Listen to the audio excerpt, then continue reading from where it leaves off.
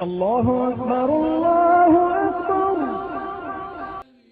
السلام علیکم۔ اذان سحر چینل پر خوش آمدید۔ آج ہم بہت ہی سبق آموز اور حکمت و دانش سے بھرپور باتیں لے کر حاضر ہیں۔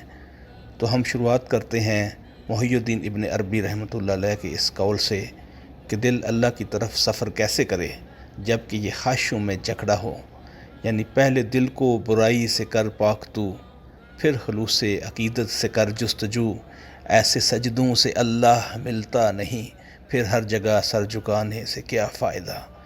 جب دل غیر اللہ کی محبت اور دنیاوی خواہشوں سے پاک ہوگا تو اسے اللہ کا قرب حاصل ہوگا۔ اور دوسرا قول ہے پرتگال غازی کا کہ جب تک ہم اللہ کے راستے پر چلتے رہیں کوئی ہمیں جھکا نہیں سکتا۔ اس خوبصورت قول سے ہمیں درس ملتا ہے اللہ پر بھروسے اور خلوص عمل کا، اور نا امید نہ ہو اور غم نہ کرو، اگر تم مومن ہو تو تم ہی غالب رہو گے۔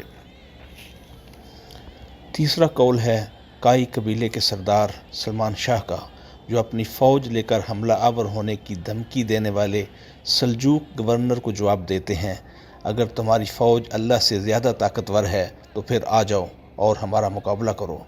ہمیں اس جرأت مندانہ جملے سے یہ سبق ملتا ہے کہ دشمن پر غلبہ پانے کے لیے فوجی ساز و سامان سے زیادہ اللہ پر بھروسہ اور مضبوط ایمان اہم ہے۔ اگلا قول ہے شیخ ابن عربی رحمۃ اللہ علیہ کا کہ اگر تم اللہ پر بھروسہ رکھو اور اسے اپنا ساتھی بنا لو تو تمام راستے آسان اور محفوظ ہو جائیں۔ سچ تو یہ ہے کہ اگر اللہ کا ساتھ ہو تو نہ آگ جلا سکتی ہے، نہ پانی غرق کر سکتا ہے، اور نہ دشمن آپ کا بال بیکا کر سکتا ہے۔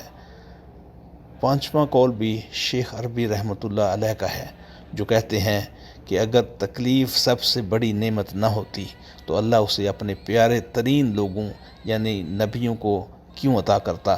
سامعین معظم، یہ بہت ہی گہری اور بہت بڑی معرفت کی بات ہے۔ بندہ مومن پر آزمائشیں اس کے صبر کے امتحان کے لیے اور اس کے درجات بڑھانے کے لیے آتی ہیں۔ اللہ اپنے پیاروں کو ہی آزماتا ہے۔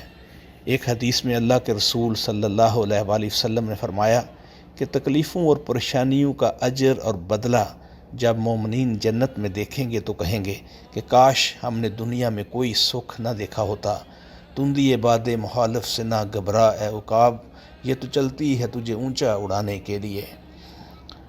توحید اور ایمان سے بھرپور اگلا قول پرتگال غازی کا ہے کہ جس دن ہم نے یہ یقین کرنا شروع کر دیا کہ فتح اللہ کی جانب سے نہیں ہماری ہے، اور اپنا مقصد بھول کر شہرت اور مال و غنیمت کے لیے جد و جہد شروع کر دی، اس دن ہمارا رب ہمیں رسوا کر دے گا کہ وہ جسے چاہے بادشاہی دے اور جس سے چاہے چھین لے، وہ جسے چاہے عزت دے اور جسے چاہے ذلت دے، اسی کے ہاتھ میں خیر ہے اور وہ ہر چیز پر قادر ہے۔ ساتواں قول سلمان شاہ کا ہے، جو اس بات کی تائید کرتا ہے کہ ہر چیز اللہ کی قبضہ قدرت میں ہے۔ مدعی لاکھ برا چاہے کیا ہوتا ہے، وہی ہوتا ہے جو منظور خدا ہوتا ہے۔ سلمان شاہ کہتے ہیں کوئی نمرود کسی ابراہیم کو آگ میں نہیں جلا سکتا، کوئی کنواں کسی یوسف کو غرق نہیں کر سکتا، فرعون وقت کسی موسیٰ پر غالب نہیں آ سکتا۔ شیخ ابن عربی رحمۃ اللہ علیہ فرماتے ہیں کہ ہم اس نبی کی امت ہیں جو اس وقت تک سو نہیں سکتے تھے جب تک ان کا پڑوسی بھوکا ہو۔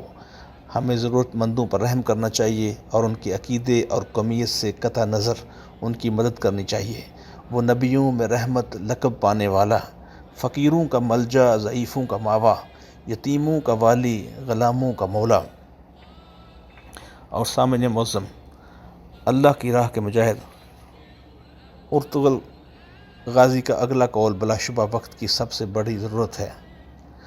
وَاعْتَصِمُوا بِحَبْلِ اللَّهِ جَمِيعًا وَلَا تَفَرَّقُوا، اور سب اللہ کی رسی کو مضبوطی سے تھام لو اور تفرقے میں نہ پڑو۔ پرتگال کہتے ہیں کہ جب مسلمان اس آیت کی پیروی نہیں کرتے تو وہ بکھر جاتے ہیں، یعنی ان کی طاقت ٹوٹ جاتی ہے اور شیرازہ بکھر جاتا ہے۔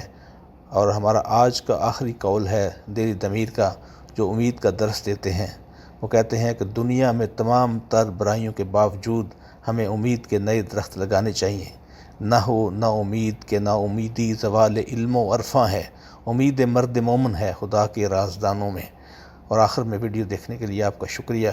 ویڈیو اچھی لگے تو سبسکرائب ضرور کریں۔